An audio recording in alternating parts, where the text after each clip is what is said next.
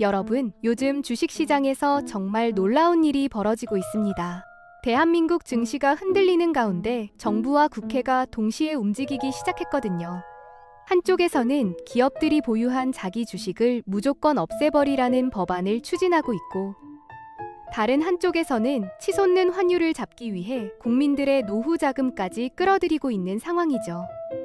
이 두 가지 이슈가 왜 지금 이 시점에 터져 나왔는지, 그리고 우리 주머니에 어떤 영향을 미칠지 지금부터 하나하나 풀어보도록 하겠습니다. 먼저 회사들이 자기 주식을 사서 금고에 보관해두는 관행에 대해 이야기해 볼까요? 회사가 시장에서 자신의 주식을 다시 사들이는 건데요. 원래 이건 주가가 너무 떨어졌을 때 회사가 직접 나서서 주식을 사주면서 가격을 지켜주는 역할을 했었습니다. 그런데 문제는 이 자사주를 계속 들고만 있으면서 오너 일가의 경영권을 지키는 도구로 악용하는 경우가 생겼다는 거죠. 더 놀라운 건 회사가 새로운 주식을 발행할 때 이 자사주에도 신주를 나눠준다는 사실입니다. 이런 관행을 뿌리 뽑기 위해 국회에서 상법을 뜯어고치겠다고 나선 겁니다. 핵심 내용을 보면 앞으로 회사가 자기 주식을 사들이면 1년 안에 무조건 소각해야 합니다. 주식 숫자가 줄어드니까 남은 주식의 가치는 자연스럽게 올라가게 되는 원리죠. 법이 시행되기 전에 이미 보유하고 있던 자사주에 대해서는 6개월의 여유를 주고 그 이후부터는 1년 안에 처리하라는 겁니다. 물론 예외는 있습니다. 임직원들한테 성과급으로 주식을 나눠주거나 스톡옵션 행사를 위해 자사주가 필요한 경우라면 주주총회에서 승인을 받아서 계속 보유할 수 있도록 했습니다. 만약에 이 규칙을 어기면 이사 개인한테 최대 5천만 원까지 과태료를 물릴 수 있다고 합니다. 그만큼 강력하게 집행하겠다는 의지로 보입니다. 이 법안을 밀어붙이는 쪽에서는 주가를 끌어올리는 효과를 기대하고 있습니다. 자사주를 소각하면 시중에 떠도는 주식수가 줄어들잖아요. 공급이 줄면 가격은 올라가는 게 시장 원리니까요. 정부가 추진하는 밸류업 프로그램의 일환으로 이번 상법 개정이 활용될 거라는 분석이 나오는 이유죠. 그런데 재계 쪽 반응은 싸늘합니다. 기업들 입장에서 자사주는 경영권을 지키는 마지막 방어막이거든요. 특히 외국 투기 자본이나 행동주의 펀드들이 공격적으로 들어올 때 자사주를 활용해서 막아낼 수 있었는데 이마저 못 쓰게 되면 무슨 수로 회사를 지키냐는 거죠. 더군다나 상법이 너무 자주 바뀐다는 불만도 나옵니다. 올해 들어서만 벌써 세 번째 개정이라고 하니까요. 한편으로는 이게 정말 주가 부양에 도움이 될지도 의문입니다. 자사주 소각이 발표되면 일시적으로는 주가가 오를 수 있지만 근본적인 기업 가치가 개선되는 건 아니거든요. 단기 미봉책이라는 비판도 나오는 이유입니다.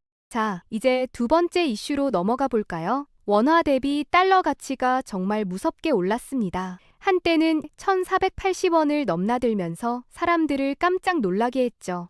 최근 들어서 좀 진정되긴 했는데 이게 자연스럽게 안정된 게 아니라 정부가 총력전을 펼친 결과라는 게 중요합니다.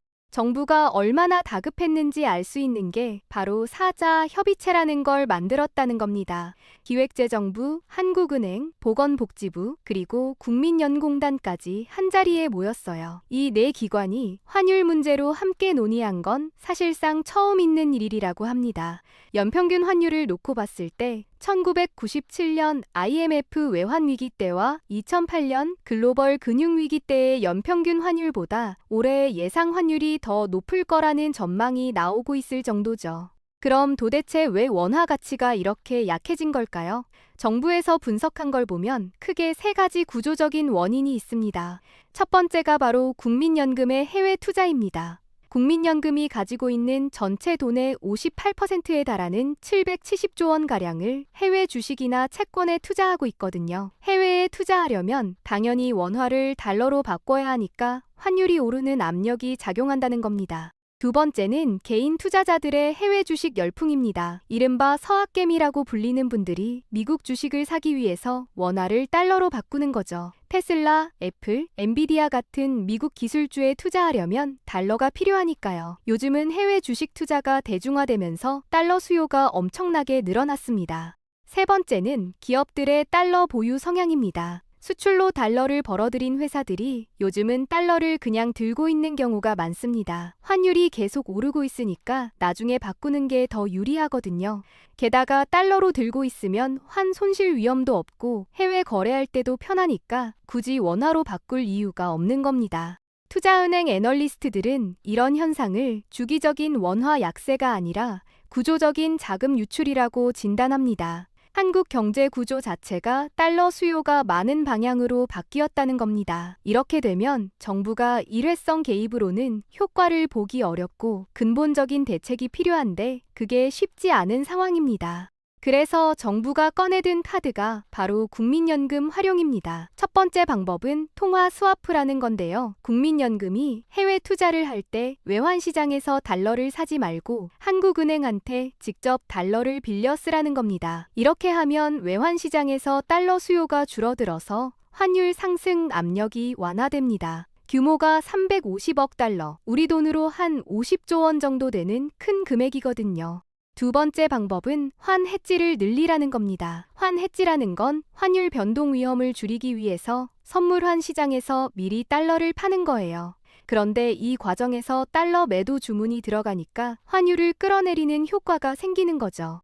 문제는 이렇게 국민연금을 동원하는 게 과연 옳은 일이냐는 겁니다. 국민연금은 국민들의 노후 자금이잖아요. 그 목적은 가입자들에게 최대한 높은 수익을 안겨주고 안전하게 자산을 지키는 거지 정부의 환율 방어 수단이 아니거든요. 그런데 환율 안정을 위해서 국민연금의 투자 전략을 바꾸라고 하면 이게 본말이 전도된 거 아니냐는 비판이 나옵니다. 게다가 환율이라는 게 워낙 변동성이 크잖아요. 만약에 정부 예상과 다르게 환율이 움직이면 국민연금이 큰 손실을 볼 수도 있습니다. 이런 위험을 국민들의 연금으로 감수하는 게 맞느냐는 거죠. 국민연금 가입자들 입장에서는 억울할 수밖에 없습니다. 열심히 보험료 내면서 노후를 대비하고 있는 건데 그 돈으로 정부가 환율 방어를 하겠다고 나서니까요.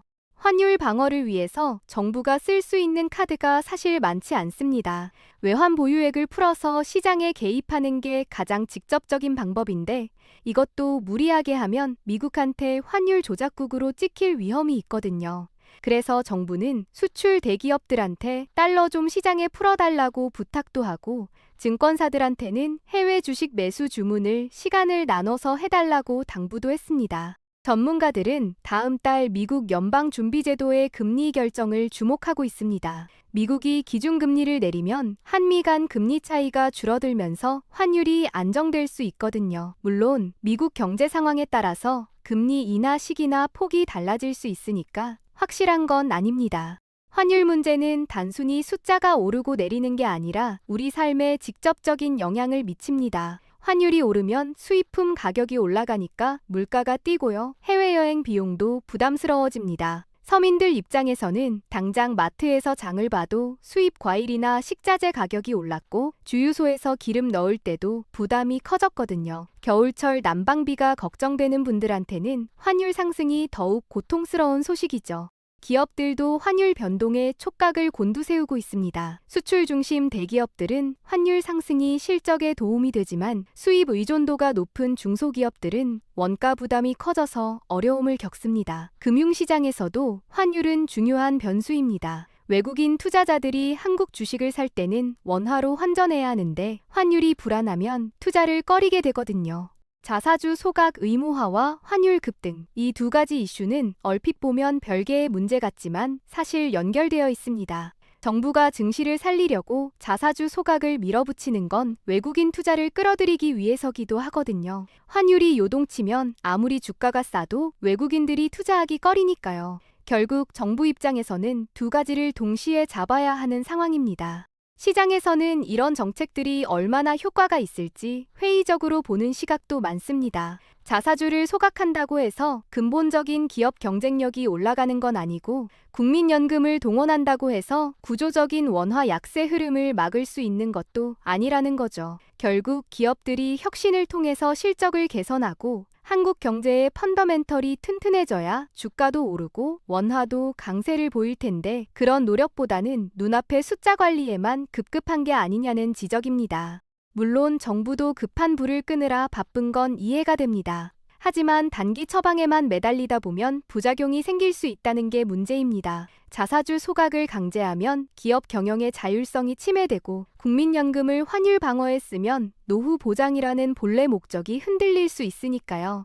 앞으로 몇 달간 이 두 가지 이슈가 어떻게 전개될지 지켜보는 게 중요합니다. 상법 개정안이 국회를 통과할지, 통과한다면 기업들이 실제로 어떻게 대응할지, 그리고 국민연금을 활용한 환율 안정화 정책이 효과를 볼지 아니면 부작용만 키울지 말이죠. 경제라는 게 살아있는 생물체처럼 계속 변하니까 정답은 없지만 큰 흐름을 이해하고 대비하는 자세가 필요합니다.